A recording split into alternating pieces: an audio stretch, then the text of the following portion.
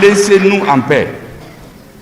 Tout pays, tout dirigeant qui se mêle des affaires du Mali, à la Tatama. Suivons ensemble ce discours riche et panafricain du ministre malien Choguel Kokalamega qui parle des complots orchestrés contre la terre malienne. Nous sommes un pays béni. Tout dirigeant qui s'attaque gratuitement au Mali, il va le payer. Nous avons découvert, avec preuve à l'appui, qu'il y a un système fallacieux dénommé communauté internationale, disons sous le couvert, où il y a des États qui ont décidé de défaire le Mali. Et que dans 20-30 ans, on divise le Mali sous le couvert de la lutte contre le terrorisme et avoir un État vassal. Nous avons décidé de déconstruire cette machine-là, pas à pas. Et nous sommes au bout. Nous ne voulons plus jamais. Et nous ne serons plus jamais. Et que ça soit clair, les vassals d'un pays. Personne ne viendra essuyer ses pieds sur nous comme un paillasson. Ça, c'est terminé.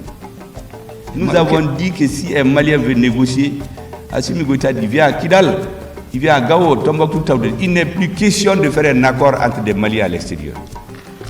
C'est terminé.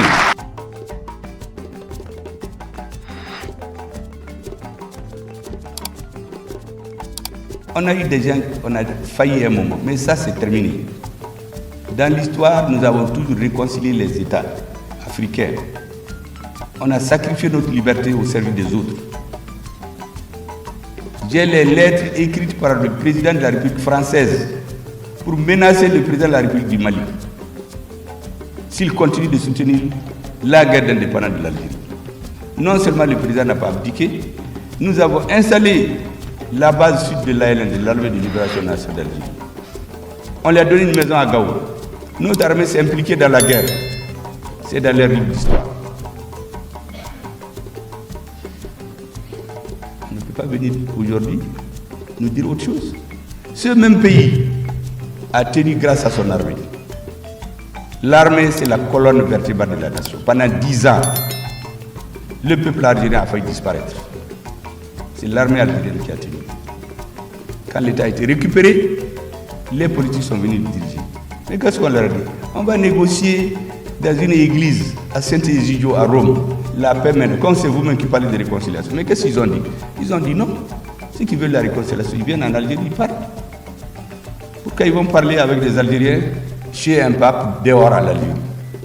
Mais curieusement, c'est les mêmes qui viennent nous dire aujourd'hui, ces terroristes-là qui ont fui chez vous, qui ont tué vos gens, ils sont venus chez nous, après avoir fait un tour chez des services secrets étrangers.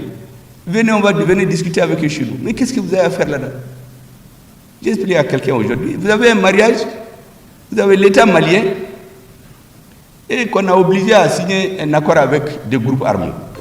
De toute façon, ils ont fait leur mariage, devant tout le monde. On vous prend comme Banyagamaga, comment on dit la femme qui accompagne les nouvelles mariées là? Banyagamaga, je ne sais pas. En tout cas, on vous prend comme témoin pour faciliter les choses.